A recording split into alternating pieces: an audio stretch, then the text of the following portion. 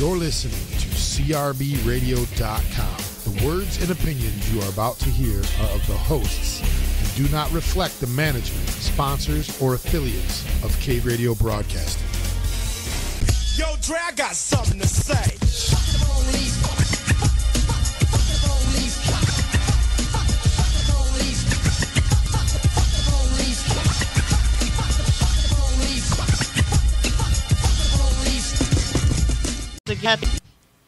Yo, what's up, guys? Right, Rick here with Brian Ellison. Hey, Brian, what's going on? Nothing. We got Big Chris on the what do we call that? The board? The board. Yeah, the board. The board. What's up, Chris, on the board? Hey, everybody, how you doing? Today is the third installment of the show. Brian, you look lost, buddy. Yeah, I do. I feel lost. I'm not hearing anything now in my He's not headphones, hearing so I'm not anything. sure if. And everybody gets to hear my voice. I gotta get this light out of here. How's this? There we go. Okay, well, I know you guys want to see now I can hear myself. my pretty face. You're not talking in the microphone. That's why I Shelley. can't. Really? There you go. Okay. All right. So what we're doing, guys, is we're taping. I'm gonna do a little bit of this because you know what? I don't do Facebook Live. Like, you know what? Somebody said you need to do it, so I'm going to do it. Big Al. Of course, I knew Al. You better be watching, buddy. Hey, this isn't personal Ricky hour. I mean, this is like you're having like this side I know, conversation I'm here having with a somebody side in here. conversation. No one else in the world knows what's going on besides you. Isn't it and crazy? some person on your your Facebook Live? Is that what that is? Yeah, it's gonna I get just swamped. feel incredibly left out right Well, now. don't feel left out, Brian. You're part of the gig, man. My buddy Dave and everybody's. Hey, Amo is from Ireland, so we got people from Ireland watching. This is international. Emo, man. what's This up, is buddy? Big stuff. My buddy Dave. Hey, Dave. New York. So we got New York. We got Ireland watching. Oh yeah. And Steve, keep it stiff. You know you're an idiot. What the fuck? I love you, buddy. Okay, Brian. So guys, we got and I kept saying it. I messed his name up, so I apologize. What's up, Big John? But we have a special guest calling in. We do, and he's Brian. Yeah, describe him. So, well, talk about him.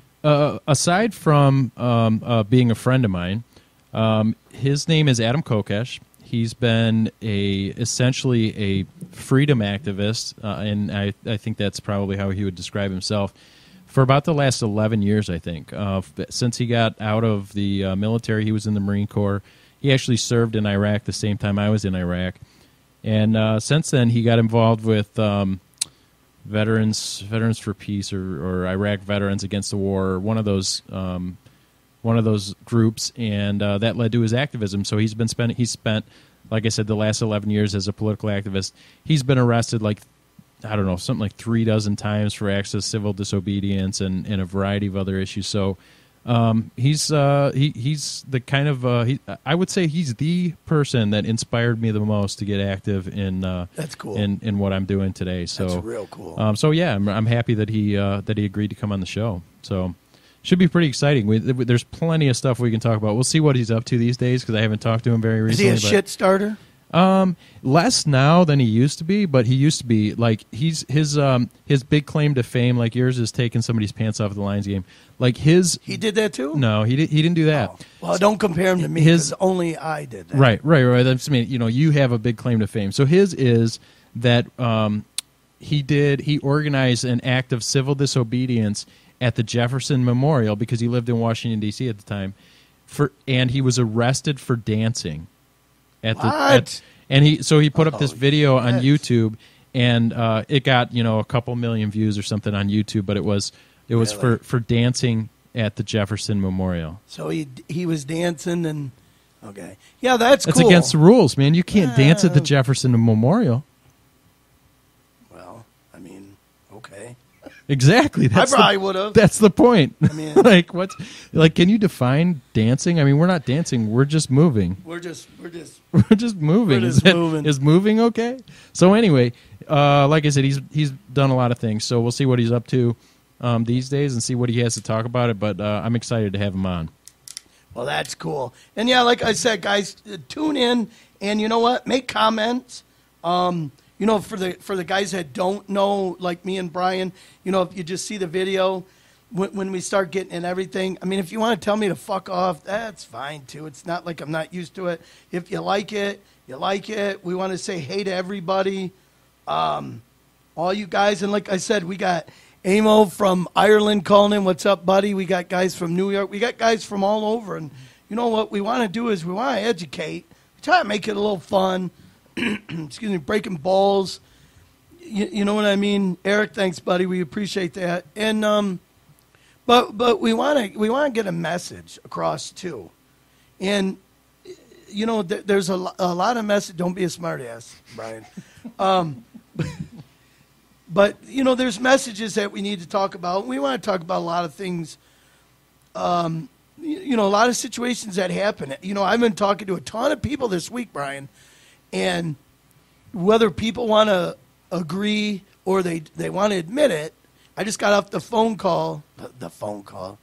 I just had a fucking power drink. No, this is the phone call. This I know, is the it's phone call. The phone call. Yeah, but Right. but I just had a long chat with my buddy Mark. What's up, Kornacki?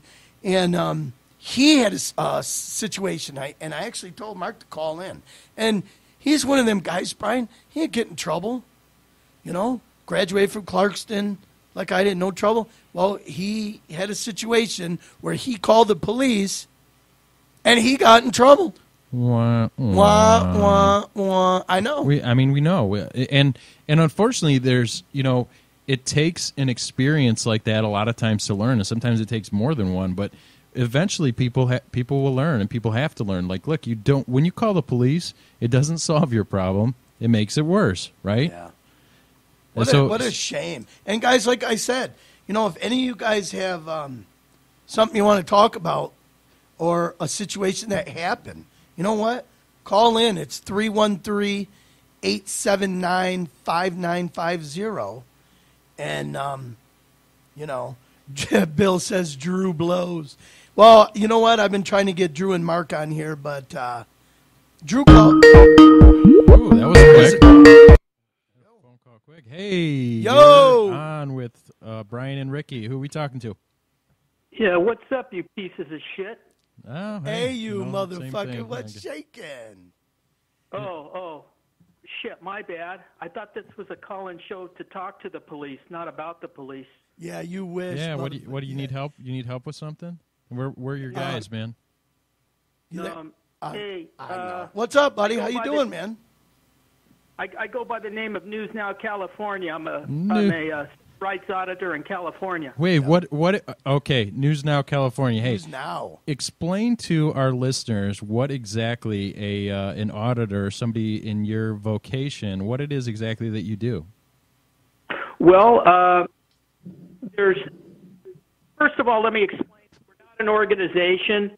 There's just a lot of people that are fed up to see that our rights are being violated. And what we do is we go out and we keep all government officials accountable by recording them.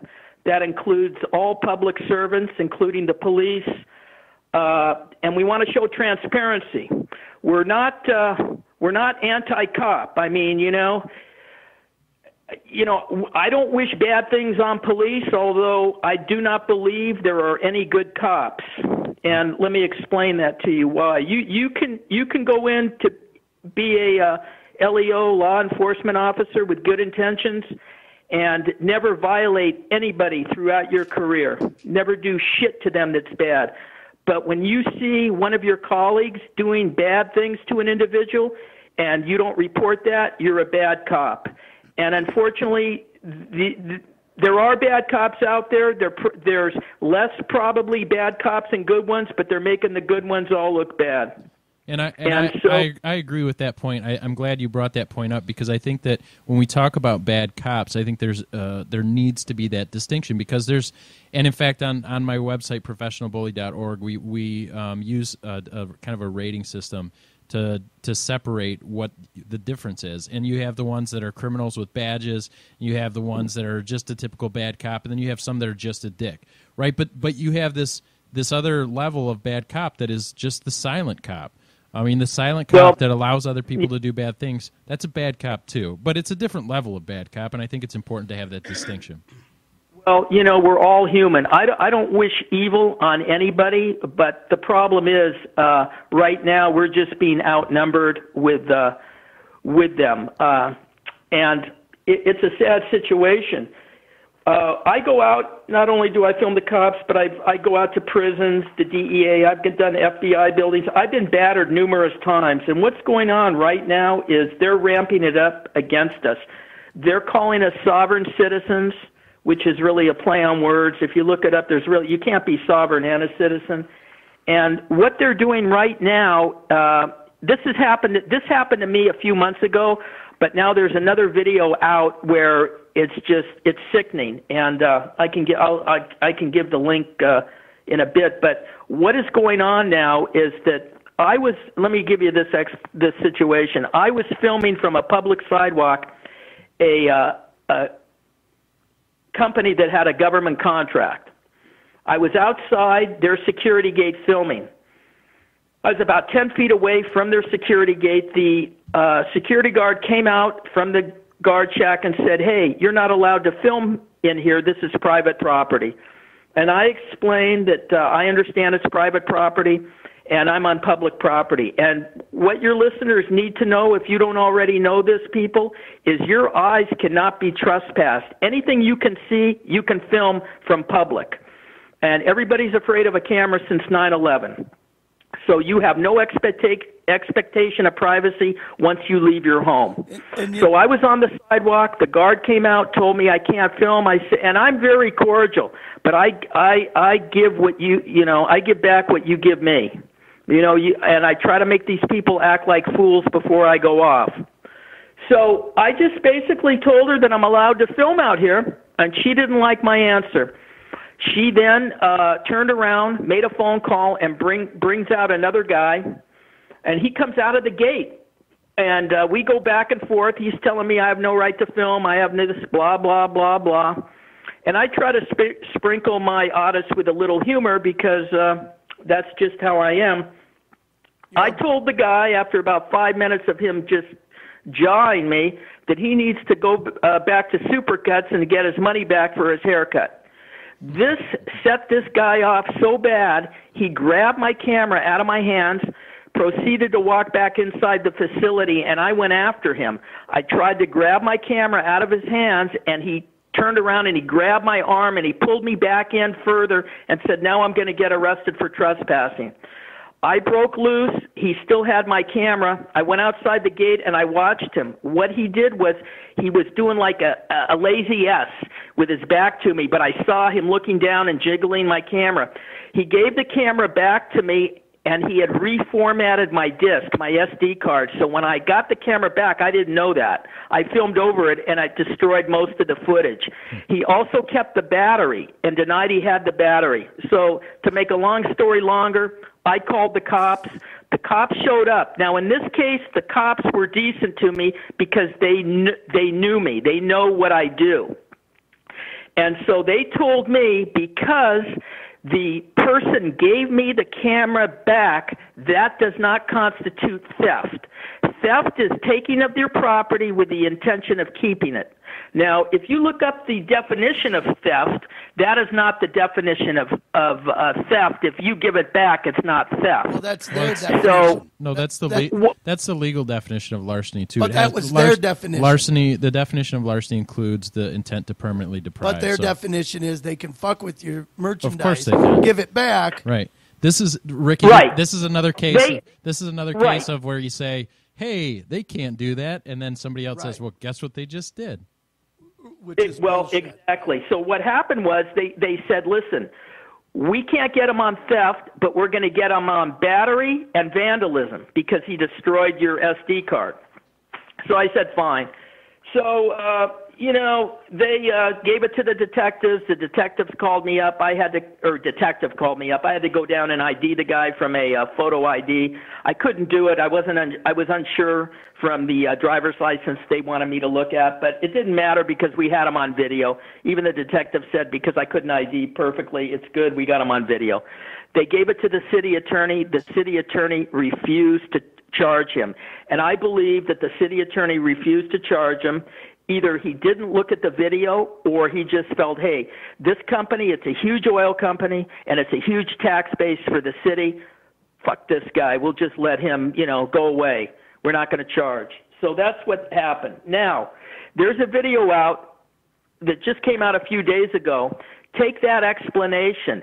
Theft it's not theft if you get your property returned. So there was another auditor just a few days ago that was doing a live feed on a public sidewalk with a tripod filming the front of a building. An individual came out, said, hey, what are you doing?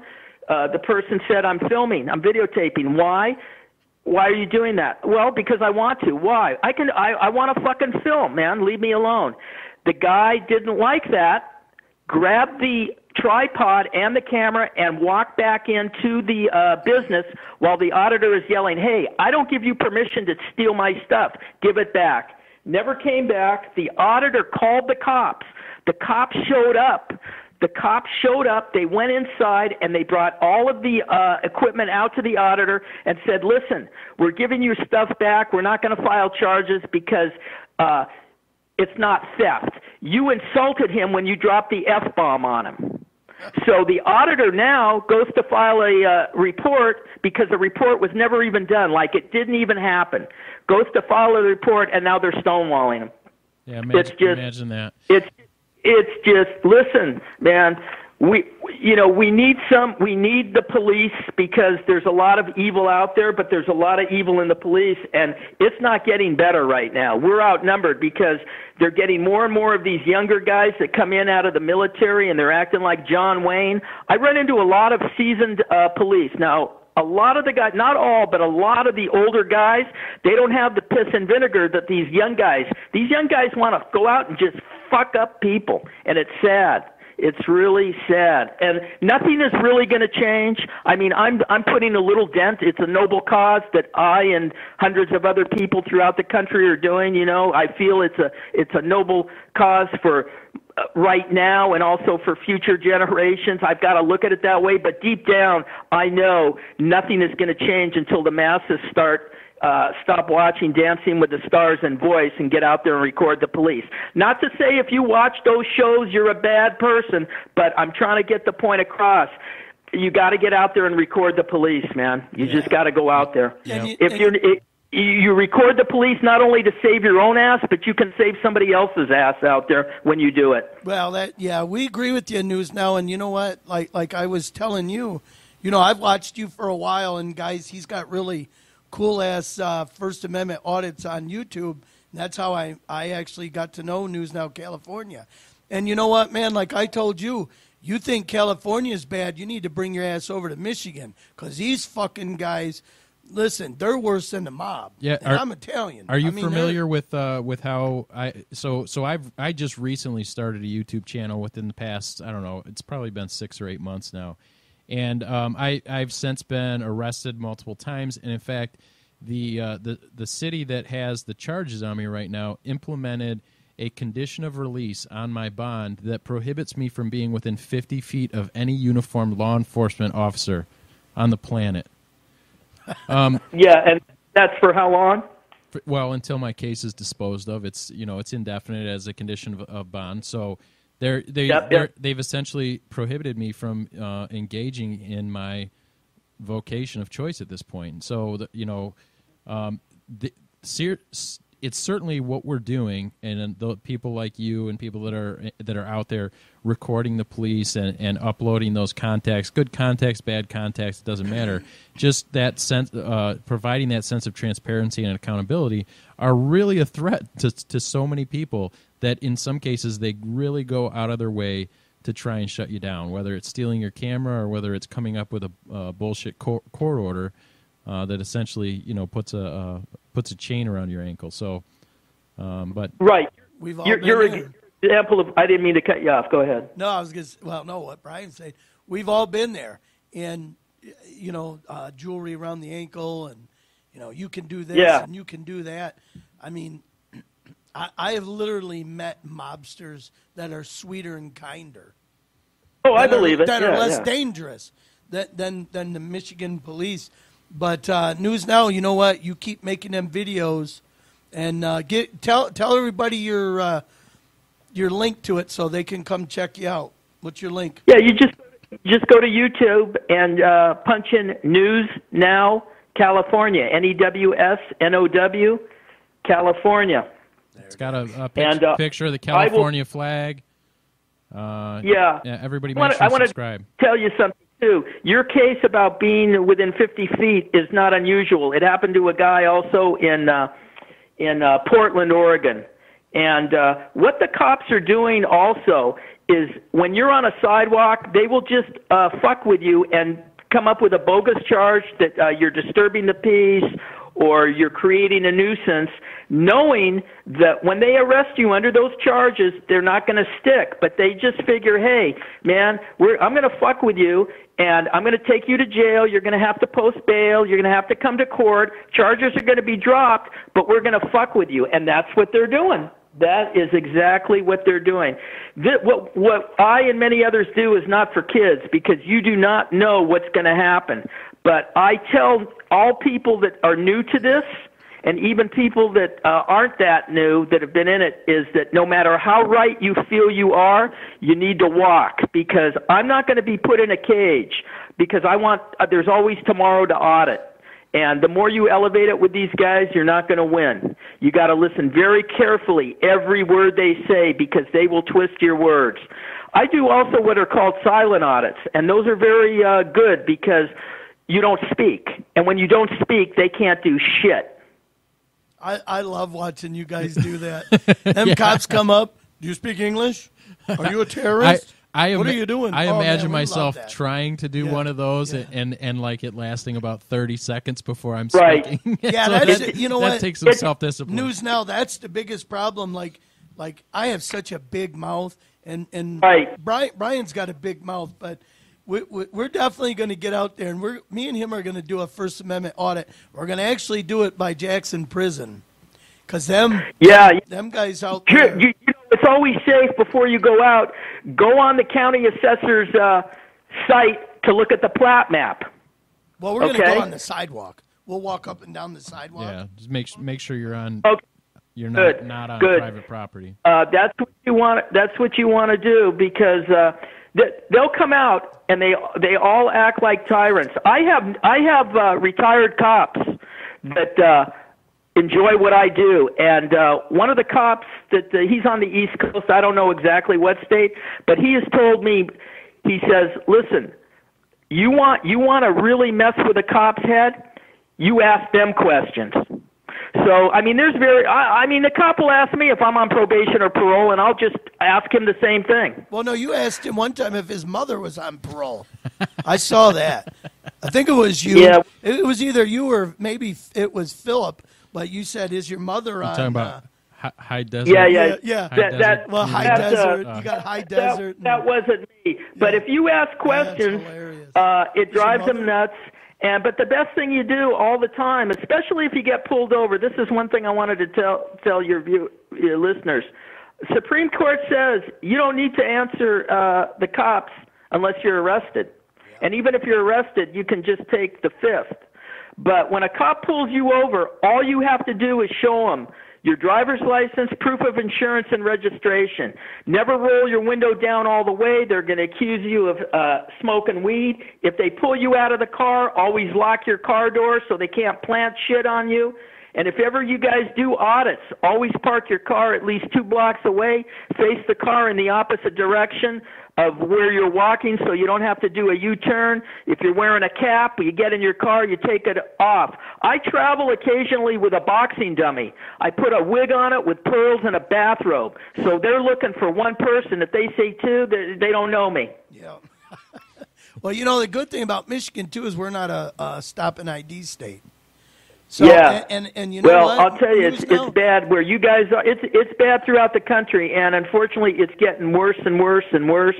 And I don't know, the Philippines are looking better every day to me. Well, just keep up what you're doing here, and hopefully on, again, everybody check out his YouTube channel. It's News Now California. Make sure you subscribe to his channel.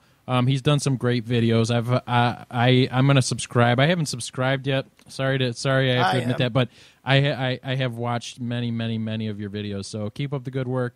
And thanks, brother. And for telling me about the show. Oh man, you're welcome, dude. And you know what? Give us a shout out too, because you know what? I'll give you a shout out. And I was going to tell you guys, if you need any help with any advice or anything, you've got my email. Always hit me up. Always. My number. I'm here to assist all the time. I help a lot of people. All right, News Now, California, right. Buddy. Thanks, man. We'll be in touch soon. Take it easy, man. Stay safe, stay vigilant. Bye. Always. Yeah, Brian, I love watching his videos. He oversteps a little bit a few times, and it's funny because he knows what he can say and do, and I think that's his biggest thing, which a lot of you guys, I'm pointing to all you guys, need to know that you can tell a cop, mind your own fucking business. Right. Don't worry about what I'm doing. Exactly. Because he does it too. Well, why? Why do you care? I'm on the sidewalk. Why do you care what I do? Right. What was your name? Oh, Officer Ellison. Well, thank you, but no thank you.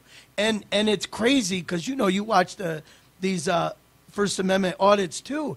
And it's like people don't realize that these cops don't hold that much power that we assumed. And, Brian, we've talked a million times.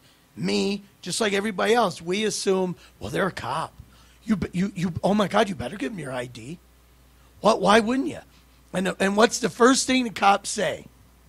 Well, this day and age, right? And then 9/11 bullshit. Right. Yep. You know what? You're more likely to get shot by a cop than get confronted by a terrorist, because they are terrorists. Yeah. And it's sad. And you know what? I think it's important to remind people that so many of the conversations that you have with cops are considered consensual conversations, and that's important to understand the difference. Is that when a cop has a right, and I see a lot of these auditing videos where people be like, "You don't have any right to ask for my ID."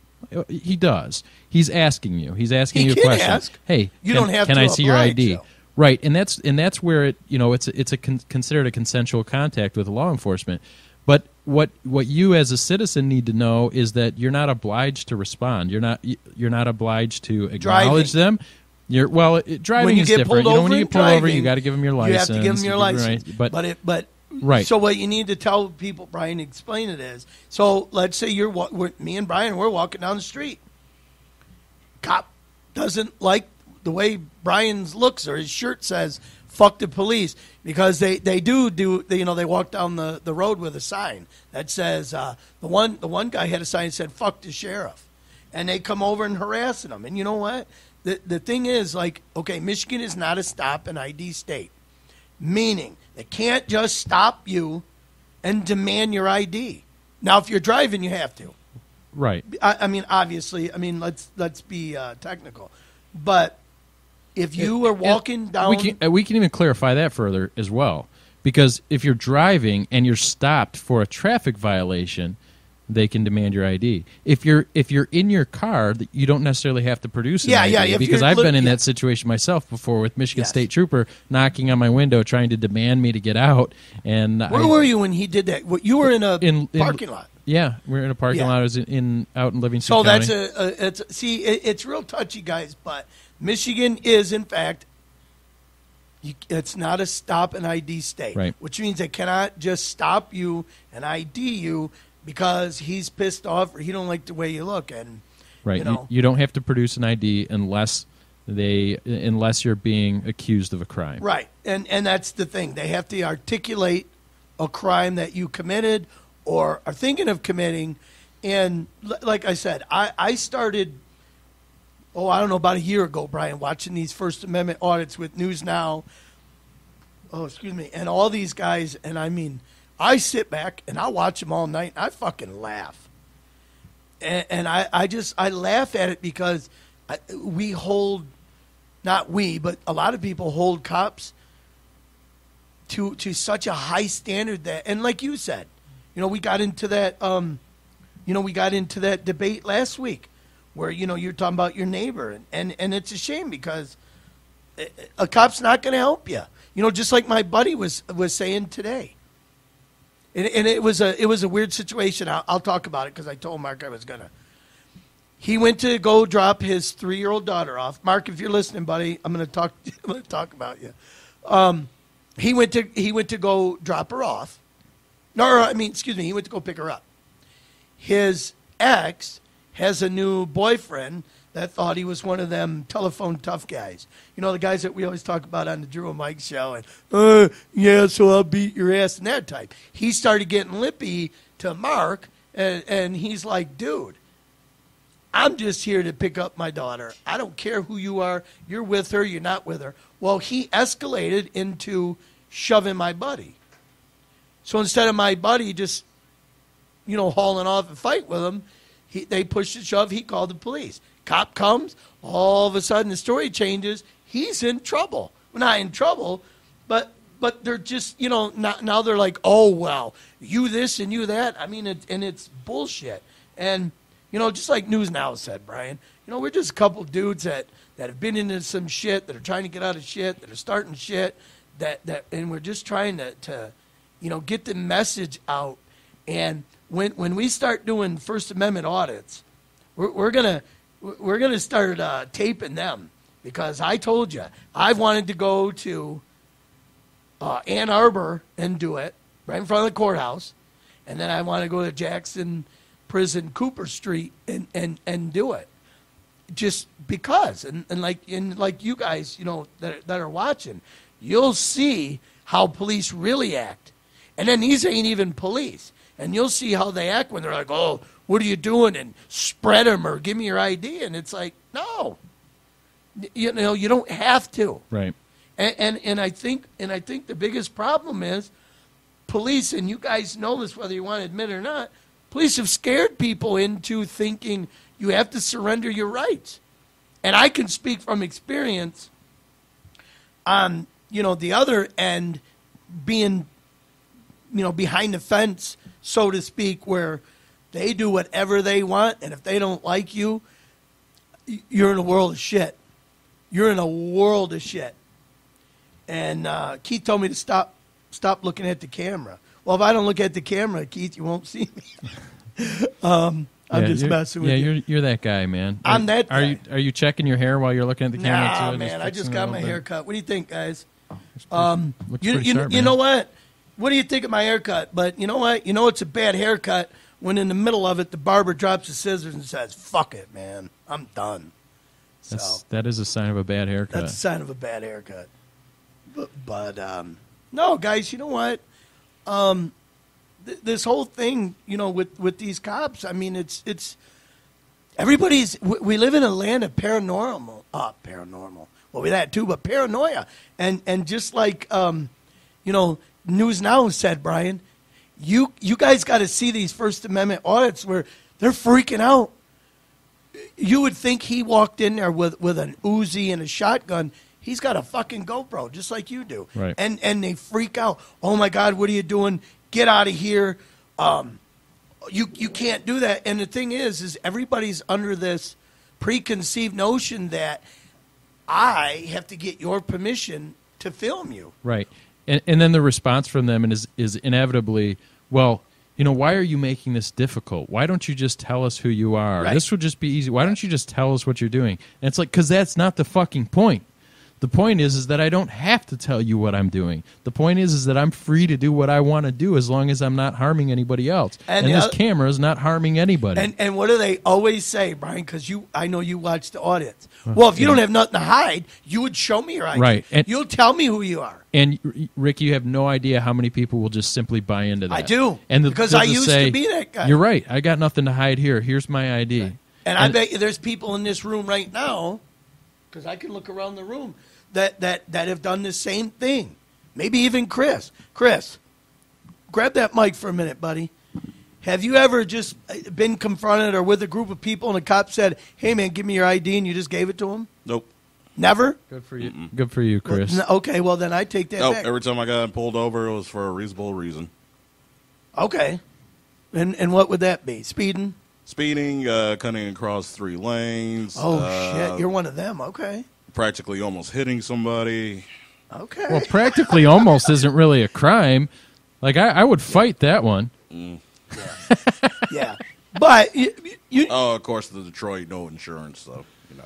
you know Do why they you even don't check have that in insurance? Detroit? Do they still check that They still insurance check. in Detroit? You know why you don't have insurance? Let's talk about insurance for a minute in Michigan. Dear Lord, because let's this talk about Gretchen, insurance. Gretchen, what's her name? Whitmer.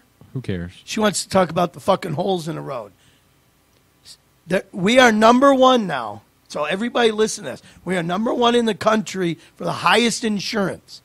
We are number one. So why is that? Well, Why are we? Why should we be? Because I'll tell you what, guys. Here's the funny thing. I was just on the East Coast. My insurance was a little less than half. We were in Rhode Island, Connecticut. Okay, it's less than half. So you explain it. So now all these politicians, they do everything they can. They lick your ass. They promise you the world. How many times does that lady say they're going to fix the road? The road is a handful of issues, Brian. You know that we have. Number one in Michigan, and I'll say, and if anybody wants to challenge this, you guys call in. You have the number, 313-879-5059. Call in if you don't agree. Number one problem in Michigan, we need prison reform. You know, we have the highest rate per capita. We have 52 prisons in Michigan, okay? Governor, what the fuck, Schneider, his dumbass. He's like, well, we spend $2.4 billion a year to lock criminals up. And he's like this, we're tough guys. They'd spend $3.5 billion. They take from where? The school funding. So then the school gets less money because they want more walls. They have 52 prisons in Michigan, okay? They make $34,400 a year, off inmates. Guess what they want? They want you to get in trouble. They want to throw you in prison. Because once you get that number, that's all it is. And it's not funny. I mean, it is Governor Clown. Exactly. Governors are clowns. And this Gretchen, she's no different, guys. You can like her. But you know what? She was Granholm's friend. What did they do? They raised, oh my God, she raised taxes and everything. Yeah, she's going to fix the roads. And let me tell you how she's going to do it. Now that marijuana is going to be legal, they're going to tax you the fuck out of that. You're going to pay because you want it. Then they're going to take that money and pay the roads. The insurance isn't going to change. How about school funding? Or how about lessening some of the student loans that we have? Okay, let's start there. But the prison reform. We have truth in sentencing. And if you guys don't know what truth in sentencing is, you need to read it. Because we're one of the only ones left in the country that have it. It fucks you. And some of you might say, oh, well, you go to prison. You people deserve to be in prison. What about the people that mistake an identity? And it can happen to anybody. How about your brakes went out, you went through a stop sign and you hit somebody, God forbid, and you hurt somebody, well, you're in trouble. Especially if you just went out to lunch. You had one cocktail, Brian. Right. You just blew over the legal limit. And guess what's going to happen?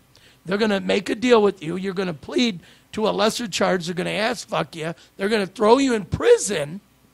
Now you're part of the system. And, you know, as a side note, anybody who has ever said in their lifetime that person deserves to be in prison certainly has never been to prison and thinks that they never will be there. Which is totally wrong because I said the same thing. Well, I don't do heinous things, Brian. I'll never go to prison. Why would you send Rick Bastuer from Clarkston, Michigan to prison? Well, what have I ever done?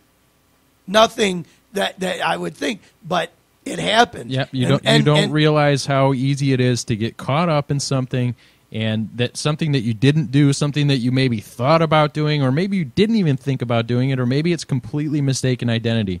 The bottom line is that very few people on this earth deserve to be locked up in a cage. And the ones that do deserve to be locked up in the cage are people who are inherently violent, and there's really no solving that. Yeah, and here's the thing about prison reform. So let's get this out. mass murderers, pedophiles. They deserve to be in prison. Okay, that's it. Okay? If you're a heinous criminal, you're going to be in prison. To restructure offense variables, restructure, you know, when you're in trouble. Okay, a lot of people, I'm speaking from experience. I mean, I always thought of writing a book. There were guys locked up that didn't belong in prison. And there are guys in there that shouldn't get out. But you know what? The bad thing is, in Michigan, they lock you up. There's no programs in Michigan. And then I was reading, I don't know, somebody posted something about some idiot going to prison. And, you know, of course, everybody comes on the bandwagon. Oh, fuck them. Oh, fuck them. And then some smartass said, oh, you should see how they eat in prison. Oh, man, they get 3 meals a day. They got TVs and cable. Let me tell you something. Any of you guys that think prison's easy, 313-879-5950. Call in, because I want to hear from your ass, because you've probably never been in prison. Prison sucks. 5059. 5059, yeah. You get nothing. 313-879-5059. Yeah, call in and tell Ricky how full of shit he is. Yeah, bullshit. He doesn't know anything Because I'll about tell you prison. what, it takes you 4 months to save up for a 12-inch fucking TV. That's all you get. The best thing that was in prison at the time was when I was teaching business theory classes to people, because they didn't have anything. So then they throw you in prison. Oh, you should learn your lesson. But then there's no reform for guys. And we're talking about the guys that have 2 years, 3 years, 4 years, 5 years, Brian, that are coming home. Let's talk about this, though. Why would the system want to reform a criminal? Because if they reform somebody who's been convicted of a crime, what's the chances that they're going to come back? Right? It's you can less. just lock everybody up. Why not? Have you not been paying attention? Is that not the trajectory that we're on right now?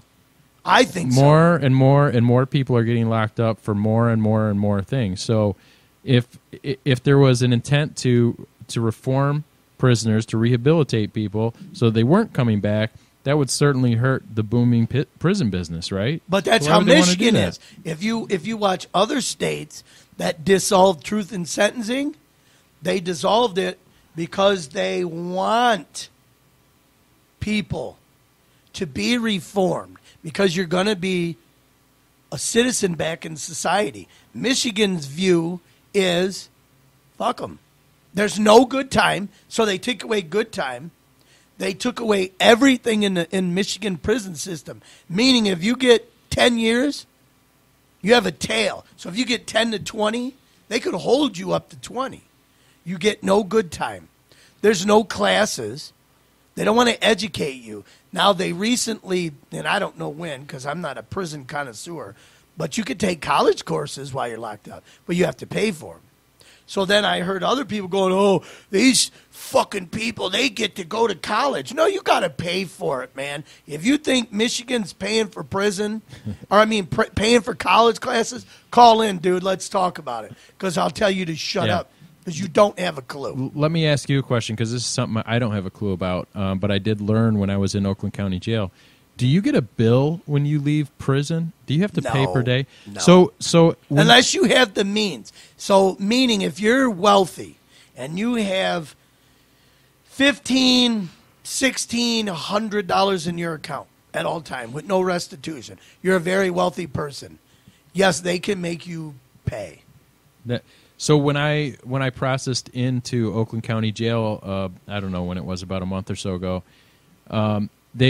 they give you this information. You have to pay a booking fee, which was like $12. Yep. But on top of that, you get to pay for your stay. Well, $60 per day to stay in the Oakland County Jail. Well, jail. But that's all. And Keith, yes, you just said it. You got to think jail, about that. you get a bill. Prison, no. Right. You got to think about that though. $60. I mean, that includes all your amenities. Right? Yeah. I mean, that's not a bad deal, is it? Yeah. Come on, 60. I mean, you get a concrete floor to sleep on. You right? Get a 1-inch mattress pad. You do? Yeah, you get a pad. Well, do you get? What if you don't get it? So say I was there for 4 days, but I didn't get a pad until the 4th day. Too fucking bad for you. Right. Now you got a kink in your back.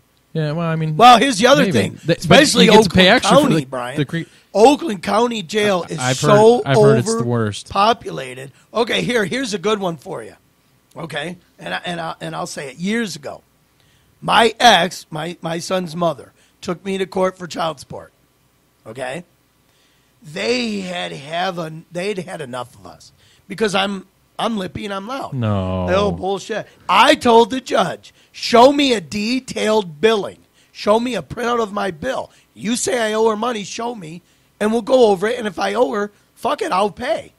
Well, they threw me in jail and said, when you pay this, well, then you could come home. So at that time, the 3 guards that were in court, Brian, I went to school with. So I told the guy in the elevator, I go, well, fuck you, because I know most of your buddies, and they're not going to treat me like shit, and I won't be sleeping on the fucking floor. I get there, I get booked in. The gym of the Oakland County Jail, now this was years ago, you guys, was completely packed and closed. You know why? Because everybody was sleeping on the gym floor. There was a 78-year-old man, fragile little guy, that was on the floor that they had to help him up to grab his tray to eat and help him back down because he didn't pay his child support. They had him sleeping on the ground. What the? Okay, let's back up. This is a 78-year-old dude. 78-year-old, never paid Dude child shouldn't have been having kids at that age. No, you're talking he hadn't paid. Shut up, smart ass. he never had paid child support. It was like 50, 60 years, whatever. He never paid. They finally caught up with him. So I said to my buddy, I go, how the fuck you think you're going to get any money out of this guy? Right. Brian, they literally had to help him up just to eat. And the point is, It's they so keep locking us counterproductive. up. Yeah. They keep locking us up. Now, in a cube, here's a statistic that any of you guys can check. Okay? This is, anybody can check this. The cubes in prison are made for 4 people at a time. Okay? My cousin Renee's watching. Hi, cuz. Okay, Brian? 4 people. There are now 8 people in a cube for a cube made for 4. So let that sink in. And all you fascist guys say, oh, well, everybody in prison deserves it. You need to call your ass into this show. Okay? So now you have 8 smelly dudes in a cube that was made for 4, Brian. And we have 52 prisons. We are one of the number one states. We house people like cattle. And that Holly, you made a point. I don't remember. Repost what you said. This Holly that was on there, because she made a valid point. They hurt us like fucking sheep. And they don't care, Brian. So then you elect these officials in that stand there and wave their fist. Well, I'm tough on crime. No, they're fucking you. Granholm's prime example. Where is she from, Brian? Do you know? Is she from the Jackson area? She's from Canada. So Granholm did all this shit, got all this money, and she left. She was originally from Canada. She left. Interesting. Oh, Holly said Michigan, the human warehouse state. Exactly. About Good one, sums it Holly. up. And I mean, people just don't realize because until it happens to you. And, yeah, see, that lady just said she's from Canada. Exactly. Brian, did we talk about Bernard Kurek? Did I make mention to him? Not that I recall. Anybody that knows who Bernard Kurek was, he was the commissioner of New York. And he was the guy that ran around with Rudolph Giuliani. Okay, right after, 9/11 and all that. Okay. He was a badass.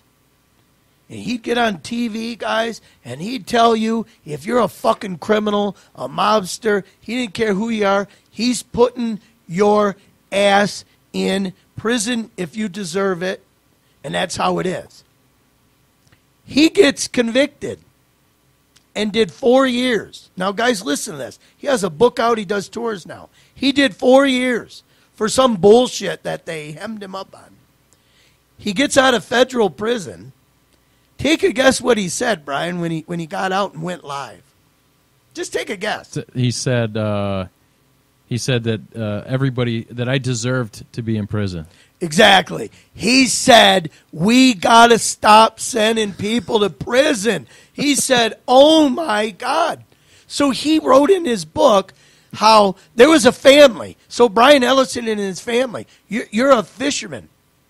And you have a boat, Brian, and you're out fishing to feed your family and make money, make a living.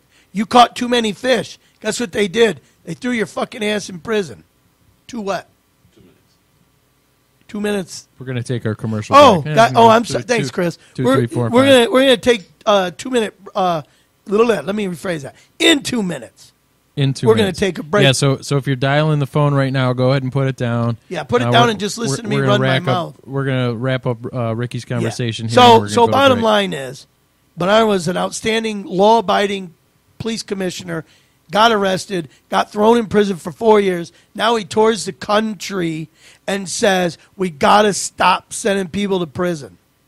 Now, if that doesn't wake people up, Bruce Bastuba, what's up, cuz? Like he said, we live in modern-day slavery. And guess what? It ain't prejudice. They don't care what color you are. Yeah, and it's so that's just really illustrates kind of what we were talking about earlier about how people who have never been there. Yo. 911. What's your emergency? Oh, jeez. Well, I'll tell you, tyranny. Tyranny's your it's emergency. All over. It is all over the place. Who's this? I can't tell you now. Oh, you can't tell now. Well, listen, I know who this is, you fucker. What's up, dude? Listen, we're going to. I know who it is. We're going to take a break. Dude, it only rang once. I didn't even have a chance to take a breath before you answered. Take a break. No, that's Let me regain my thought. Yeah, you regain your thoughts there, tough guy. And yeah, I know, buddy. You regain your thoughts, and then we're going to take a break, and then you guys call back. Well, we're going to actually when we get back from our break, we're going to have we're going to have a special our special caller. Hey, secret caller, Chad. Make sure you listen to this guy, buddy. Yeah. And then if you want to call back later, try maybe after 9:30 or so. Yeah. Call back because you're gonna love this. Ryan Luca Brasi. Yeah, that's what we need right there. I will do. Thanks, guys. All right, you guys Chad. are doing good. Thanks, buddy. We'll talk to you in a little bit, man. All right. Okay. Is that the same Chad? That's the same Chad from last week? Yeah. I told him, I said, what the fuck were you on when you called? Dude, he's so... He wanted us to pay he wanted us to pay extra to not wear a seatbelt. I know, isn't that crazy? Okay, guys, so what we're going to do, listen, we're going to take a couple-minute break. What's Adam's last name? Kokesh. Kokesh or Kokish? See, I say Kokish. But Kokesh. Kokesh. Guys, you're gonna want to stay tuned to this guy because he's a badass. I mean, he's somewhat of a badass. Not badass as in like me badass. He's a badass. I don't know. He'd probably take you, man. Yeah, he could take me. He could take me to lunch. So, guys, only if you're buying. Yeah, exactly. We're gonna take a 2-minute break. Chris gave me that evil eye. 4-minute break. We're gonna take 4-minute break, guys. We'll be right back.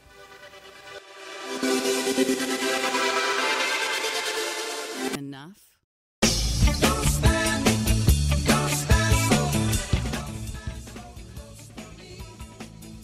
Hello?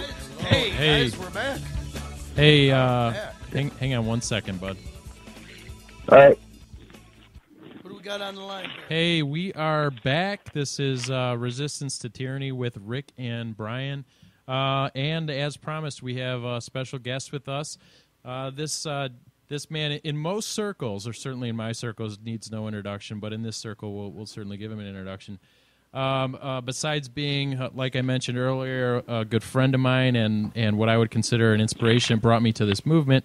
He is a full-time activist and currently is running a campaign for U.S. president for 2020. He is started his activism as an anti-war activist, and I could go on and on and on about all the acts of civil disobedience he's engaged in. But really, this Mr. Adam Kokesh stands for all the things that this show stands for. So, Adam, welcome. Thank you for coming on the show.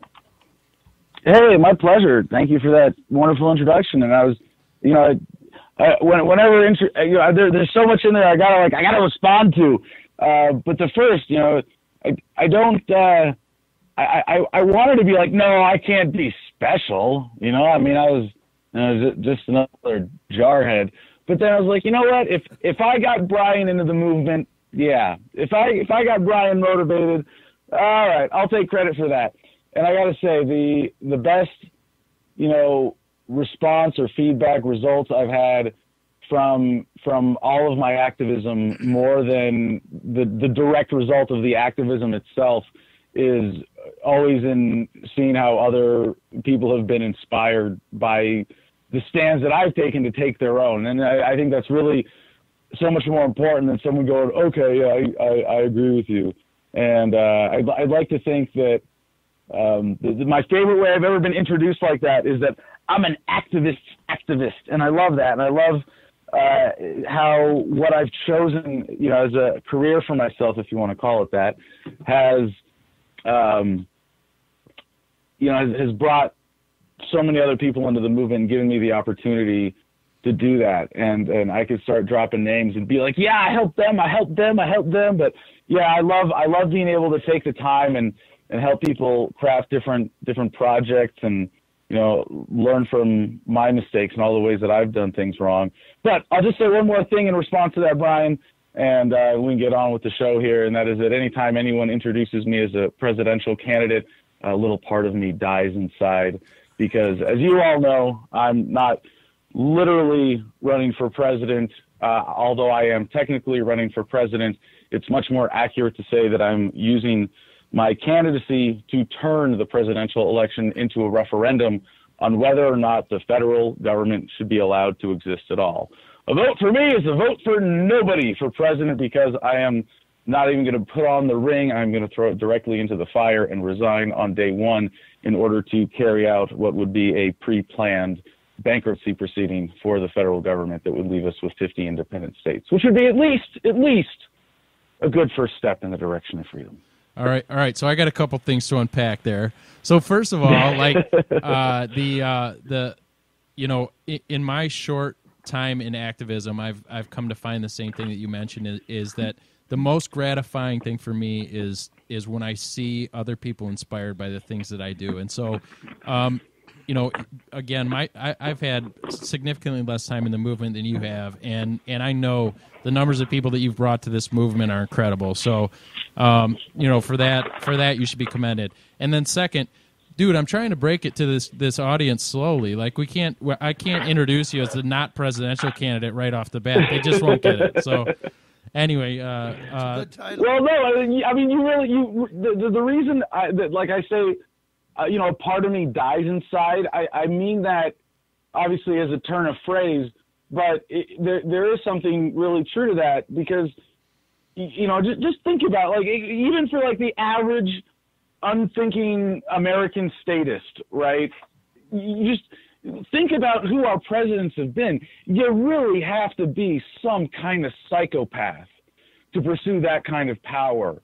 And I really want to make it clear that I'm not a psychopath. Yeah, that would be nice, right? Good luck, man. Good luck with that. So anyway, Adam has been involved, like I mentioned, in a lot of different acts of civil disobedience. And Adam, the format of this show really is kind of, as the name suggests, resistance to tyranny. It's kind of this idea of pointing out issues that we've had with the government, and I've had my own personal issues, and Rick, my co-host here, has had his own personal issues with the government. Oh, you don't say. And I was hoping, go figure, right?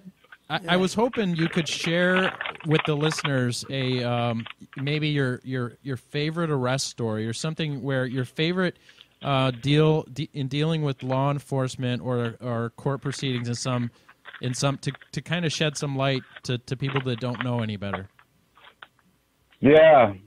I don't know. It's like trying to ask you who your favorite child is, right? And I mean, you've only got 3, Brian, but you know, I've been arrested so many times. It's like having, you know, a few hundred kids and not knowing which one is your favorite. Yeah, it is kind of hard for me to pick because, you know, when you say favorite arrest versus, you know, favorite law enforcement interaction, you know, my favorite ones are the ones where you think you're going to get arrested and then you don't.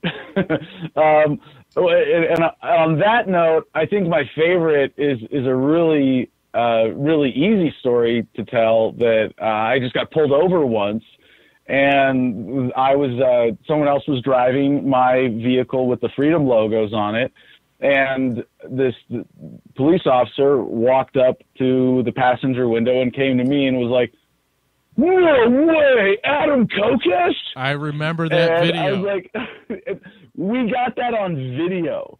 Yeah. Like, and there are a lot of ones where you're like, I wish we got that on this one.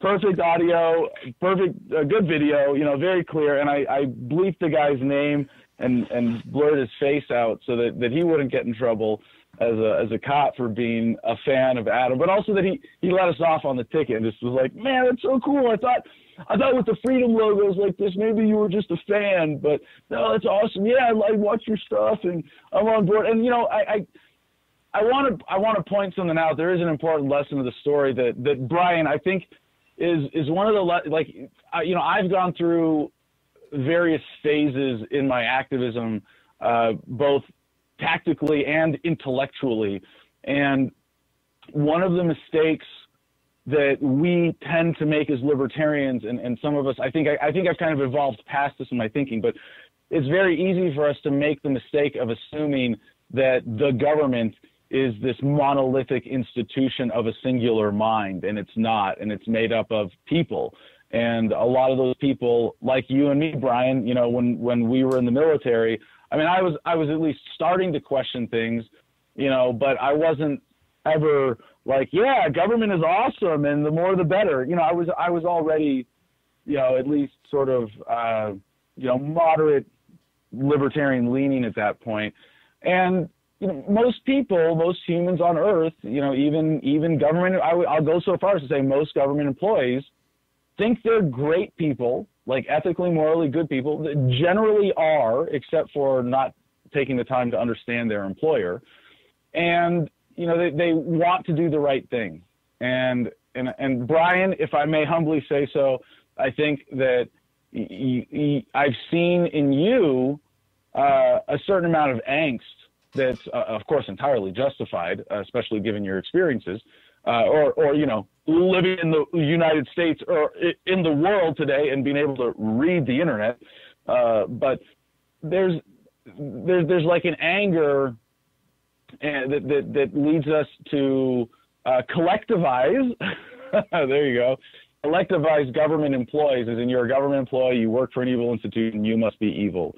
And I've come to a much more accurate and nuanced understanding there slowly over time that I think allows me to relate to government officials better and to connect on a human level, even when it's, you know, someone arresting you. And all my arrests, I have a lot of fun talking to the people arresting me.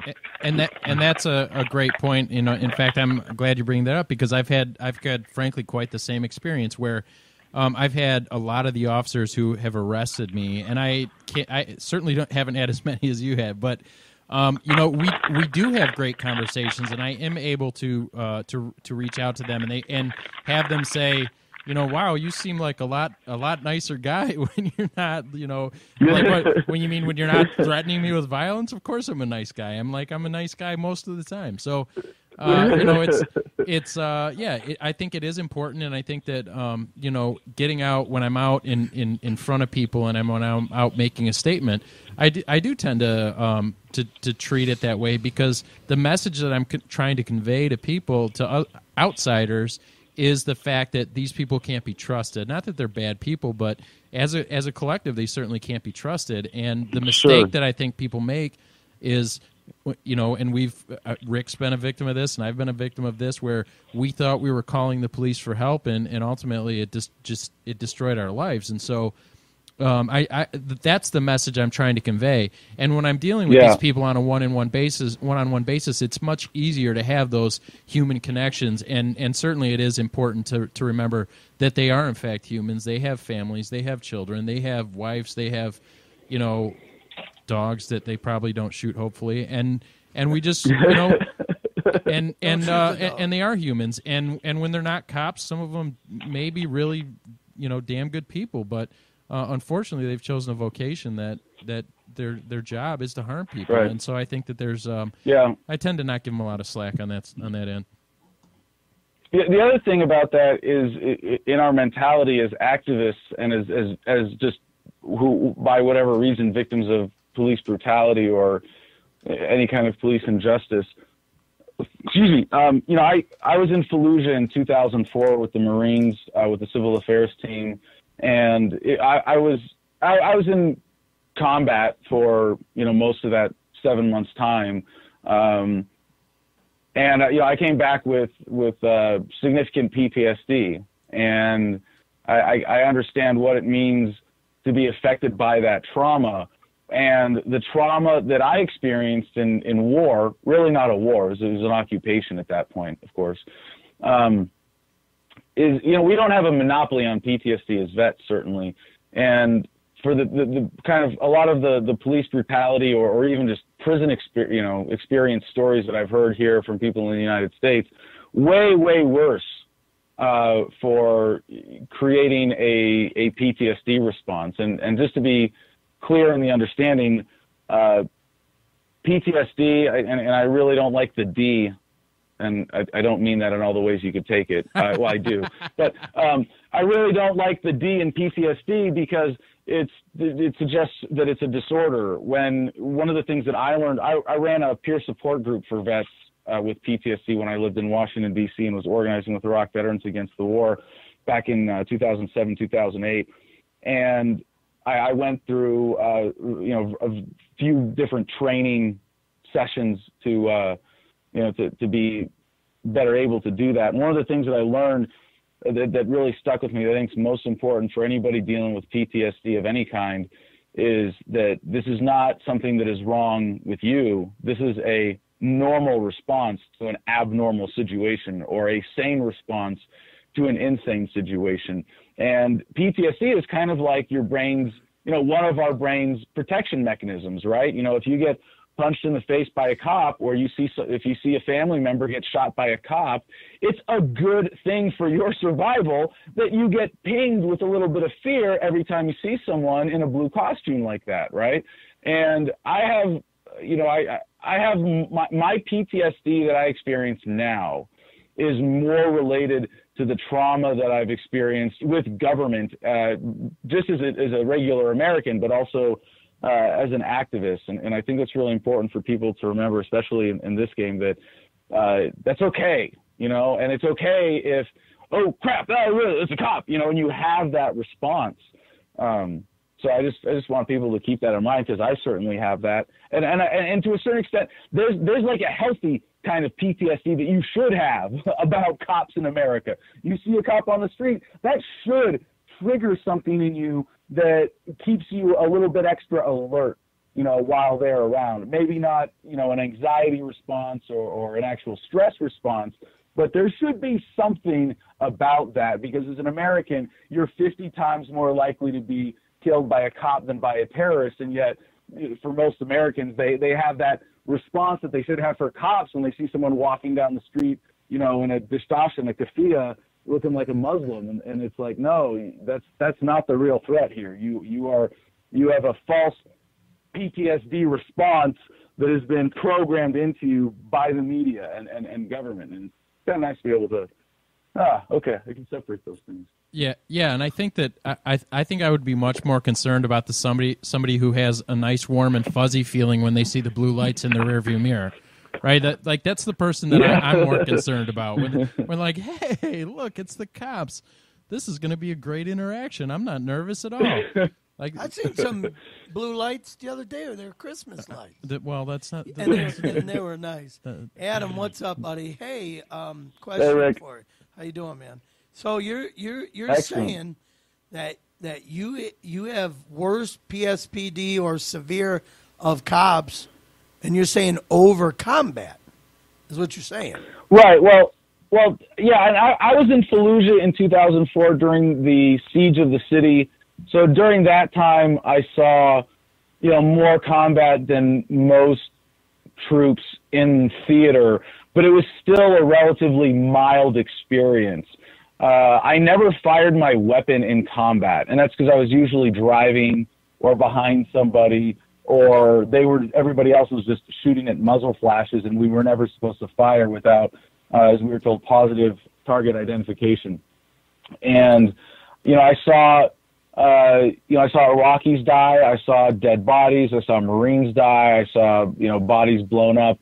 But, compared to what a lot of people experience, what I experienced was, again, relatively mild.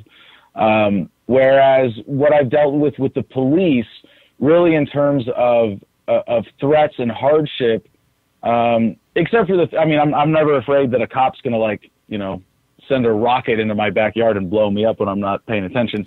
They're not that bad yet. They're more likely to break your window and throw a gas grenade at your baby in a crib, right? I was going to say, give it a few years. Just give it a few years. Yeah, right. Yeah, they're not using rockets yet for SWAT teams.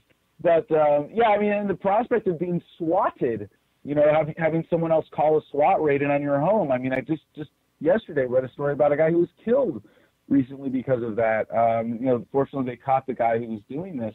But what was so insane about this, because the cops came to this guy's house and shot an unarmed man because he reached for his waistband, because he was, or they said he reached for his waistband, because he was a little bit surprised that, hey, boom, there's a SWAT team at his door, and they shot him.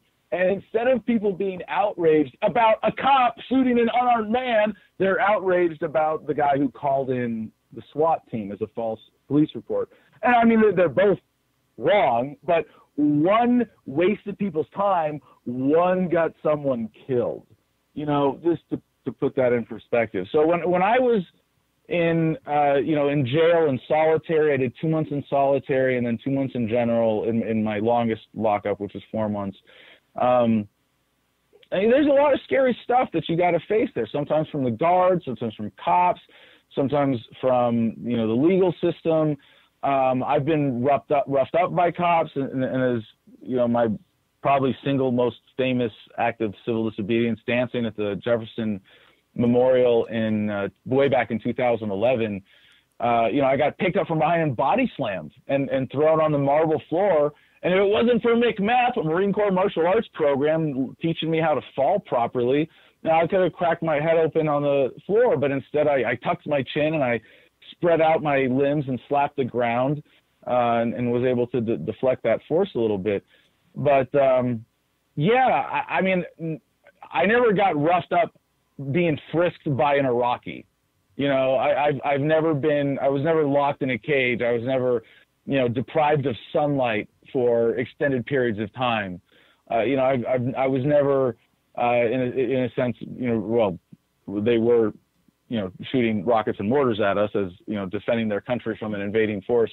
But even then, the trauma that I experienced in war, while there was certainly more, blood and guts, the situation for myself, and I had a couple of close calls. I had a bullet lodge in my seat right behind me that went through a crack in the armor in our Humvee and embedded itself behind my driver's seat. Whereas, if it had a little more velocity, it would have ended up in my tailbone. Adam, where was that at? The actual that was on the Fallujah Peninsula during the siege. My team was attached to Golf Company 2-1, and we were responsible. The Golf Company was responsible for the blockading positions over the George Washington and the Brooklyn bridges over the Euphrates River there. And if you recall the Blackwater incident from 2011 that precipitated the siege of Fallujah, it was 4 Blackwater security guards who drove across the southern bridge, the George Washington, and then were ambushed and had their bodies strung up on the northern bridge. And for a while, we were letting women and children out of the city, and I ran the checkpoint, deciding who was allowed to leave the city and who wasn't, on the middle, right in the middle of that Brooklyn Bridge where the Blackwater guys were strung up. So it was we were driving through this little Kurdish village that we were responsible for distributing humanitarian rations in, and we got called to do help the grunts with a medevac. And this was actually one of my more traumatic experiences in combat, not getting shot at here. But so we came around the corner, and as we were driving alongside the Euphrates, so me and the driver's side, I'm closest to the river, and then as we turned and were exposed, we started getting shot at, and so the shot came from like over my left, or the shots were coming from over my left shoulder, and were hitting the vehicle, and one of them was the one that came really close. But this was when, I've told the story a handful of times, and it always affects me a little bit, but I'll just real quick summary. It was a Marine who had gotten shot through the armpit hole in his flak jacket. And I was, after the medevac, one of the Marines who just happened to be carrying him on a stretcher saying, "It's all right, you made it, everything's going to be okay. We're at the surgical tent, your doc's going to take care of you, you're going to be fine."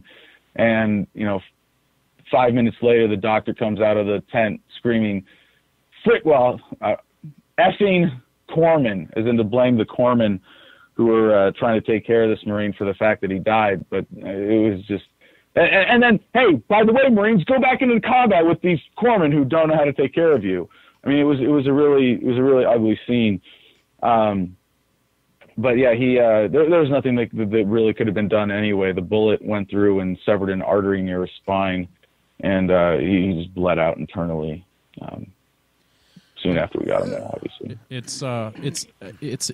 I mean, it's really not that amazing, I guess. But you think about the different ways in which people cope with things. Like, that doctor coped with whatever trauma he was dealing with by blaming somebody else, and then yep. the impact that has on the next guy down the line. And I don't know. I think that we all deal with our own version of trauma in different ways, and I think the best we can do is try not to hurt other people in the process.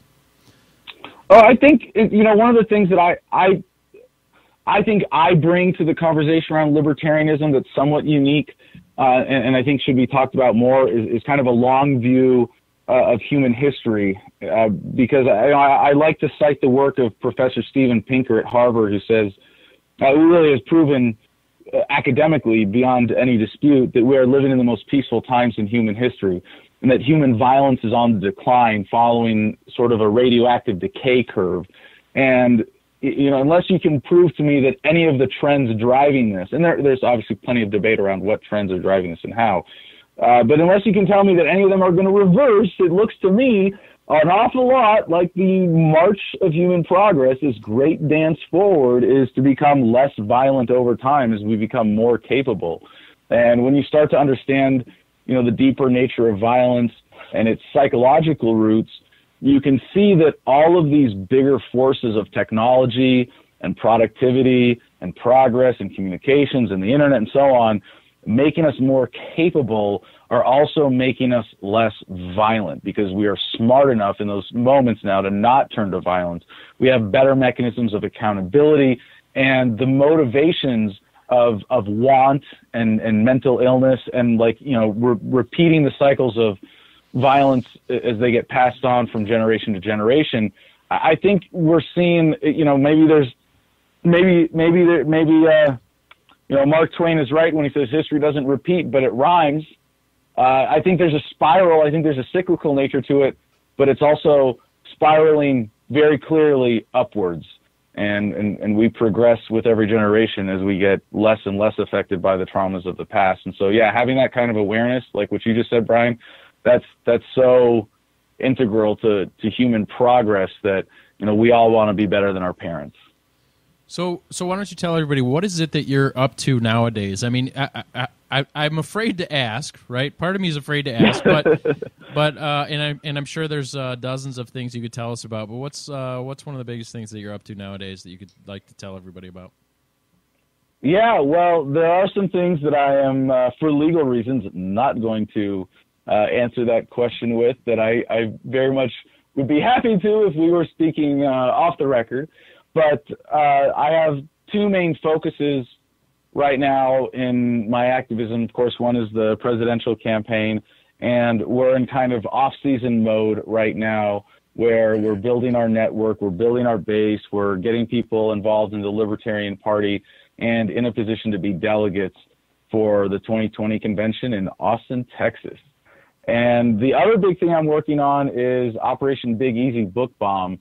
And this is a project that I've been working on most of this year. And just to, I guess for anybody who doesn't know, I got to give them the appropriate background here about our book, Freedom, and that's Freedom, all caps with an exclamation mark. I started writing it when I was in jail in D.C., and it was because people sent me all the best books on politics and philosophy and libertarian manifestos. And I decided that I would be the best ripoff artist in the freedom movement. And I would take all of their best ideas, all of their best features, none of their bad ones, and combine them into one ultimate libertarian red pill. And I had a lot of help in this, not when I was in jail. Like I said, I only started it when I was in jail. I did most of it outside. But it's while I was in jail that I got the idea and the motivation and started writing it. I involved about 300 people in the editing process. And I said, this is the idea for the book. These are the criteria. It has to be not Amerocentric, not free of judgment, free of opinion. It has to be philosophically precise and accurate. The language all has to be easily understood and accessible, global in its applicability, and irrefutable in its fundamental truth, explaining the nature of freedom and government. And because of all of the help that I got, I think we can humbly say that at least in this format, we succeeded. There may be in the future, and I hope there are, more efficient, effective ways of waking people up, but it takes a certain amount of, sitting and thinking to change your own worldview, to accept fundamental truths. And, I've done, depending on how you want to count them, 4 to 7 national tours at this point. I've done 4 specifically with the book Freedom. And everywhere I go, especially for libertarian events, I ask people, how did you wake up? How did you become a libertarian? Because to me, this is so foundational to this movement, winning converts. Because we're in this weird phase, and we all, well, I shouldn't say all of us, but 99+% of us in this movement are not second generation libertarians who were raised by libertarian parents. We had to figure this out on our own. And right now we're really only about 1% of the population. That's using a somewhat restrictive definition of libertarian as those who are philosophically consistent, or at least attempting to be, and somewhat understanding of the issues. And we need to really get that up to about 5 or 10% before we're any kind of social force or political force. And I think that can really compete meaningfully. And so for the last, 10 years of my activism, or 11 years, I've been asking, how do we wake more people up more effectively, more efficiently? And I think the one most common theme that I heard in how did people wake up was that it usually involved a book. Believe it or not, I know this is going to come as a surprise to some of you keyboard warriors out there, but I've never heard a single person tell me, it was memes on Facebook that made me a libertarian. I was so status, but then my libertarian friend posted this one meme, and it was so dank. I knew it was the truth, and I just had to be libertarian. No, I've never heard anyone say, well, I was in this Facebook flame war, and I lost, and so I conceded and said, okay, I'll be a libertarian. Or there was someone yelling at me at a bar, and he finally raised his voice enough that I realized he was right about everything. Obviously, that's not how people wake up. It happens in quiet contemplation, that kind of deep worldview adjustment that is required to be able to really meaningfully say, I'm a libertarian now. I get it. So this book, as the ultimate conversion tool, has been incredibly successful so far. Over 3 million downloads, 55,000 copies in print now. People who read it say, I want to help get everyone else to read it. It's just 100 pages, and here's my shameless plug. Go to thefreedomline.com/freedom. It's free in every digital format possible, including audiobook. It's as cheap as we can make it on Amazon.com if you want a paper copy. And I can get these because they're only 100 pages. My last printing, I did 30,000 copies for $12,000. This is from a Chinese print company, and that included shipping. So 40 cents a copy. If I go over 100,000, I can get them for 30 cents each. The cool thing about that is that I can then have them delivered by bulk mail for 30 cents each, like a magazine or a catalog. And I don't have to pay any extra for stamps or postage or printing on the books as individuals themselves. You get a bulk mail rate. You get the postage printed on every single book in China. I love the irony of this because I'm getting the books printed in China and having them delivered by the United States Postal Service in order to maximize freedom for America. And we have right now 205,000 copies of the book. This morning, they were delivered from the Port of Oakland, where they arrived to our bulk mailer, Mail King USA, out of Sacramento. And there they just get counted and put in boxes, sorted by mail route. And they are already, the reason it's 205,000 is that's how many residential addresses that we have for the city of New Orleans.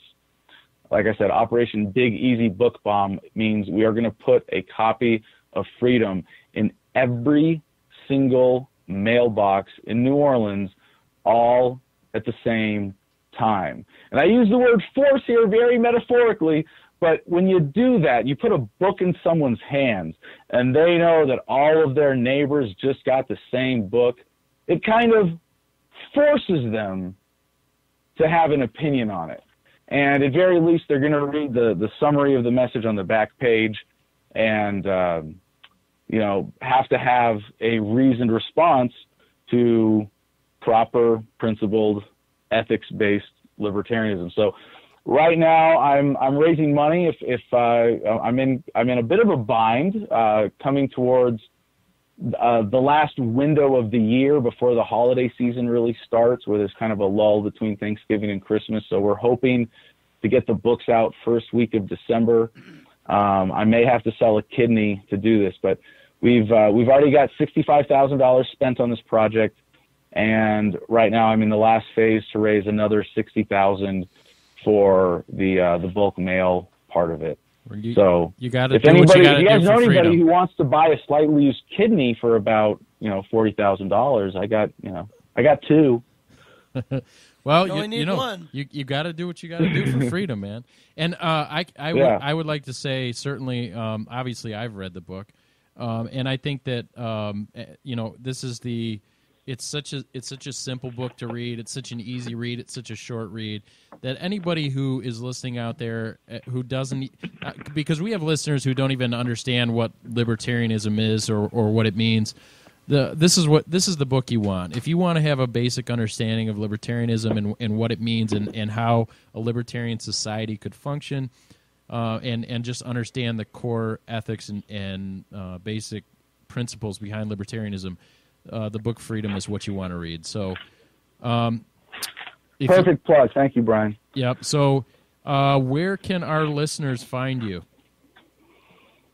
Thefreedomline.com. 3 words, thefreedomline.com. It's my main website. You can find caucusforpresident.com from there without having to remember how to spell my funny last name. And, I'm not on FedBook, in case anyone was trying to find me there. Yeah, I heard that you left quietly. Was that the case? Yeah, no, thanks. Yeah, this is really fun. We found a way to make an automatic post every 24 hours on Facebook. So for a long time, although it seems like it's irrelevant now. I mean, most people, I shouldn't say irrelevant, but most Americans are now at least somewhat aware of the evils of Facebook. But no, I had an automatic post going up every 24 hours that said, basically, Facebook is not a free speech platform. It engages in dishonest censorship and manipulation. Remember, if the service is free, you're the product, and they will sell your attention to whoever wants it. And there's so many reasons to get away from Facebook, and it was #leave loudly. And there wasn't my hashtag. A bunch of people were already using that. And the idea is, leave in a way that other people know you're leaving. And I love Facebook in concept, like in theory. And it's just it really is a shame. It really is sad that we invented Facebook, and I mean humanity, and all the credit to Mark Zuckerberg for developing that idea. But obviously, it was kind of an inevitable idea. Someone was going to come up with it. There were people who had different versions before him and after, and so on. But it's really sad that we developed the internet while we still had government, although we are going to get to use the government or use the internet to take down governments. But that we got the internet while we still have corporatism, and that Facebook was allowed under that system to metastasize the way it has. And so, I mean, I have so much. I mean, there's even a section in my book called The Internet Effect that describes all the ways that the internet is driving human progress towards a voluntary society. And I see Facebook as this phenomena that really, overall, has been still, for all the complaints you want to make about Facebook, it has been a boon to humanity. It's awesome. People have been able to connect in ways that they wouldn't have been able to before. People can have businesses in so many ways that they couldn't have done without Facebook. There's so much raw power and capability in that. It's just sad that because of intellectual property laws and because of corporatism, the consumers, we have never really been given a choice to have an honest version of Facebook. And there's some out there, but part of the way social media works is, you got to have critical mass in terms of user base for it to be worthwhile. If your friends aren't on there, what's the point? And so Facebook has this crazy, entrenched nature now that makes it really hard to break away from. But I'll tell you, just in the last year of this process for me of really psychologically disengaging from Facebook, my life has gotten so much better. I'm so much happier and calmer and at peace. And this is just general advice for social media in general, because we are so manipulated by it into basing our egos, our sense of self, our self-identity even, off of what comes through this digital medium. And to engage with it psychologically is when you know that it's trying to manipulate you, it really is giving up a lot of your psychological sovereignty. And again, this is an important theme in the book, in the section on personal freedom, that happiness is a choice. You are responsible for your own freedom, your own state of mind, excuse me. So, yes, I understand that we have animal reactions to things, and you can't always control your response. But internally, you always control the response to the response. And when you can stay mindful of that, you get to choose your state of mind at all times. That's the ultimate emotional freedom. No one can mess with your vibe when you've really got that kind of Zen centeredness and awareness. And I'm not saying I'm trying to preach from some position of superiority. I'm just saying, hey, I've identified this idea and I've applied it, and it's helped me out. And I think it could help out a lot of other people too. Facebook it's bad for you psychologically. There are now so many studies that show it increases anxiety, decreases confidence, it's bad for social relations, our ability to connect with each other. I mean, there's so many sad side effects now. So yeah, I'm definitely happier without Facebook, and I'm There are some great blockchain alternatives. Steemit is one, STEEMIT, steemit.com. Totally recommend that. Blockchain-based social media, but it's not there yet. The technology, the development of the competitors of Facebook. But in the next few years, I'm pretty hopeful that someone in the blockchain space will create a legitimate competitor to Facebook that'll really take it down. Well, sir, it's been a pleasure to have you on. All the listeners out there, again, make sure you check Adam out at thefreedomline.com. Adam, thanks for coming on, buddy. It's good, Adam, good to talk to you as always. Loved it, man. Oh, my pleasure. Appreciate it, Thanks brother. so much, guys. All right. Peace. Anytime. Peace, brother. Be cool, Peace, man. love y'all. Yo, you too.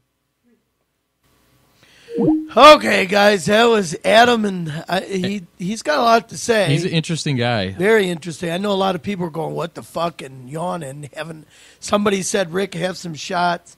Somebody said, have a beer. Well, I mean... But he's a good dude, and he has... This show, you can only grasp a little bit of what Adam has to say. Right. And so he has a ton to say. And I think that there's probably some people out there that aren't at all interested in what Adam had to say. Yeah. Like if you knew more about Adam's background, where he came from, and the fact that he engaged in so much activism and doing a lot of the stuff that we talked about. He had a YouTube channel called Adam versus the Man. How many people did he have on there? I don't know, like 250,000 or something. It was a pretty big channel. And that's kind of the background, and obviously his activism has evolved to this point. Yeah. And for those of you that are curious about that evolution, really reading that book, Freedom, it was really eye-opening for me. So he'll send it to him? Well, you can read it online. You can listen to it on YouTube. You can buy a hard copy if you want a hard copy. There's a number of ways to get it, and you can check it all out on his website. But it's very basic concepts. It's very easy to read, and I think that for helps. anybody who's curious about what freedom means and what a free society would really look like, I think it's definitely worth the couple hours that it takes to read it. No, that's good, and people should, because he made a lot of points, especially about Facebook, and everybody knows Facebook's turned into... it is a popularity contest. It's a pissing contest. It's look at me, writes Rick on the radio. And it's turned into a lot of shit that just, it's gotten out of hand. And, and I've talked about it before, like, fuck. Sometimes you need to take a break from it. Advertising, I heard some laughter in the background. Because everybody knows it's true. And, everybody can be anybody they want online. And... for some of you guys that were complaining that Adam was long-winded, because wait, this is your friends complaining that somebody was long-winded? I know. Well, I know. Oh my God. I mean, the irony is thick, buddy.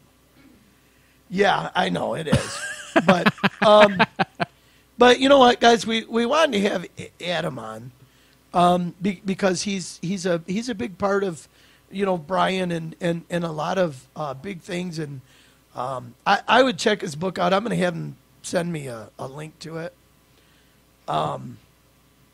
But I think in whole, a lot of this stuff, it needs to be talked about. See, with this, Brian, with our gig going on here, and I know because I've talked to a lot of people, they're used to me, telling people to fuck off, and guys calling you could have told him to fuck off, too. Yeah, hi, Nancy. And so we have... now that we have serious things and serious people coming on here, and delegates running for office, and real things that are important. I sometimes people don't know how to take it, but guys, we're trying to get some serious people on here. Well, we want to get some. So I mean, and if you understand, part of what we're trying to do here is, and when you understand where Rick's coming from. And Rick has a certain following through his background, and my following is much different than Rick's. And so what we have is this hybrid audience, which both of us really have an opportunity to capitalize on by, bringing, you, Rick, giving your message to people that would listen because they were followers of me, because your message is different than mine. I mean, fundamentally, there's not much difference, but certainly the delivery is different, and the personality is different and stuff. And so we have this opportunity to kind of reach different. A different segment of the population than what we would normally reach. If I go on Facebook and I put a post, the same 2,000 people are going to see it.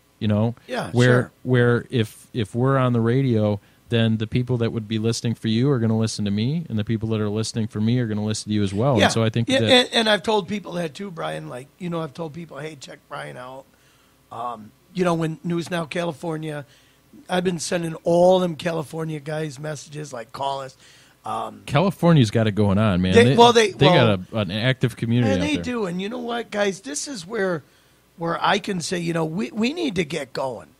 And even if it's just for awareness, and I have sides to me that a lot of you guys don't necessarily see, because it was always the fun smart ass, Drew and Mike and Stinky Butt and what happened at the Lions game. But a lot of you guys know my story as far as with the law and, the bad stuff. It's not just about the fights. And then, they always make points, Brian, that, Drew and Mark always said, that, you're so deep, because I'm educated more than a lot of people, I guess, gave me credit for. They thought I was just a fucking dumb Sicilian blockhead, I guess, and took over some idiot defending a woman. But with, autographs and memorabilia and art and, very educated and very well-versed in a lot of things. And I think until we actually build this into a household name, like Forrest said, it's a household name. And it's going to be a household name. And you know what, guys? Having Adam on was a good thing for us. A lot of you guys were like, oh, whatever, but it was a good thing. News Now California was a good thing because we share with him, he shares with us. And then, guys, you know what? We want to get to the point, like I said, where we got a lot of people on. And Angela, yeah. And, we want to try for Joe Rogan and have Rogan's ass on. And I too. Wait, hold. Let's back up. I wouldn't have Joe Rogan on this show. I'd love to have him on. No way. Fuck yeah. He's not worthy. I love Joe. Come on. He's very worthy of my time. No, of course he is. But I'm of just course kidding. he is. But, I'd like to get to the point, Brian, like we said, where it's not all 100% serious. Because this is very serious. Right. Well, and if we can back up for a second, just to clarify. So you want Joe Rogan on the show. You know who was on Joe Rogan's show? Were you on Joe Rogan's show? Adam Kokesh was on Joe Rogan's Adam show. was, yeah. So yeah, Adam was on, yeah. So what we want to do, again, is get to the point where, hey, Theo, what's up, buddy? See, I got a lot of MMA guys that are watching. Theo's MMA. And listen MMA to this. Guys on here. And we actually had a celebrity on. I was trying to point, Jet Trainer. Hey, Jet, she's a martial artist in a lot of movies, and she was just in, was it Avengers 3? I think she was in Jet, you have to come in again and tell us, was it Avengers 3? But I've known Jet for years. She's super cool, and she's a movie star. So I think we need to have a great cross-section of people coming on here. We need to have a cross-section and a balance. So have Donald Trump on the show, yeah, because I mean, I'll tell you what, you get a hold of Big Donald, let's get him on. But my buddy Al was watching. Even if we had a good Trump impersonator, I'd settle for that. Yeah, that'd be cool. But honest to God, Brian, so yeah, we need to get to the point, guys, where, so we had Al tuning in, and Al was the boxing commissioner. He's a good friend of mine. He knows everybody from Ali to everything. We got fighters on here. Theo, what's up, buddy? Jet, like I said, she's a movie star. A lot of people that I know, and they're, I get suggestions like, oh, you should have this and that. And the balance is kind of hard because you're strictly where you've been and what's going on, where guys are used to comical Drew and Mike shit. No, man. I think we need to have but I'd love to. We can talk real with anybody. Oh, absolutely. So anybody, if you have an interesting story to tell, I promise you I can find a way to relate it to how much the government sucks. Oh, sure. So, yeah. I mean, that's the basics. Yeah, here. we'll tie the government into even if it's the special gift you got for Christmas, we'll turn it into the government fucked you somehow. They did with taxes. I mean, that's an easy one. Come on. But I'd like to get to the point, guys, and you know this with Dave and Mike. We've all talked about it where we could get into a lot of happenings in Michigan. Not just bad stuff, because I think a show like this with two powerhouses like us. Hi, Tracy. I've been friends with Tracy since I was a kid. That we could talk about a lot of good happenings in Michigan, because not everything is fucked up. A lot of stuff's fucked up. You're right. But there is a lot of really good stuff, you know, that does go on. And I'm sure we could sit here and talk about good things in your life, good things in my life. I do have a story I would like to tell real quick, because I know we're running out of time. Chris, how much time we got, buddy? We got like 5 minutes. We're a 5-minute mark, guys. All right, I'm going to make this really brief, but I had a victory in court today. This is a good thing. So, representing myself, I wrote a pro per. All right. I wrote a motion to have my tether removed from my ankle. Wrote the motion. I submitted it last week. I got a response from the prosecutor's office. They obviously were denying it. You know, they said against it. So I wrote a brief in opposition to that. We had a court hearing today. And Ricky, if you could check my ankle for the listeners, do you see a tether on my ankle right now? I don't see any jewelry on your. That fucking tether is off, bro. Off. So you fought it yourself. So I wrote. You argued and came up why? I wrote the motion myself. I wrote the brief myself. I argued it myself, and I drove my happy ass out to Pontiac and got it cut off myself. Amen. So there are some victories, man. And I think too, my cousin Bruce brought it up. And let's see, Bruce brought it up, and Maria brought it up. Yeah, Maria did bring, or Martha. I'm sorry, Martha. They said that Anatoly, what's up, buddy? How you doing? They'd like to talk about the legalization of marijuana. Oh, that's going to be a great topic. And you know what? We could easily do a whole show segment about that. So I think what we'll do is next week. Let's do that, okay, guys? So next week, let's talk about the legalization of marijuana, and we'll have everybody call in. We'll have to, do it to like a 2-3 minute per spot. Why you agree with it? You love it? You don't like it? You agree with it? Pros and cons of marijuana. I think that's a great idea, and I think that'll be the topic next week. We can tie that into Anatoly. What's up, buddy? We can tie that into. Well, the government again. Well, I mean, it is a government issue, right? Absolutely. We're talking about legalization of something that is natural. That why do we have to Do we have to legalize tomatoes, or are they just legal? I mean, I did a search. I did a Google search on marijuana, and I don't smoke, but they've been smoking pot for 7,000 years. Yeah, as long as they've been eating tomatoes, I bet. I mean, well, but tomatoes might even been around long, or not as long. But I did a search. Cannabis, 7,000 years. Now, if you really think about that, yeah, thanks, cuz, you're welcome. So you can call your big ass in and talk about it. But I agree. I think we should do a segment on it, guys. So listen, next week, Righteous Rick and Brian, we're going to talk about the legalization. Pros, cons, different. You love it. You want to start growing it and selling it yourself. You fucking hate it and you want to kill people that smoke it. Why you agree with it, why you don't agree with it. I mean, you guys know me. I think that's a great idea. This is a no-nonsense show. Brian's a straight-up no-nonsense guy, too. You're the man, Rick. Love you on Drew and Mike. Keith, thanks, buddy. This is...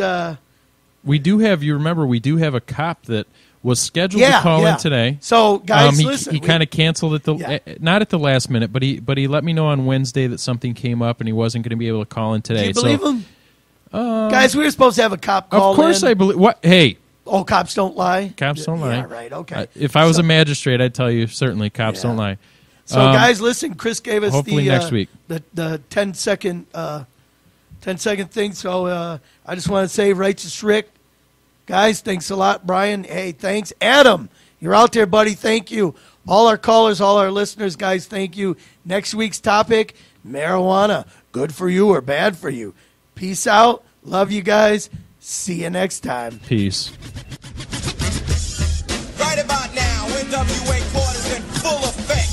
Judge Dre resigning. In the case of NWA versus the police department, prosecuting attorneys are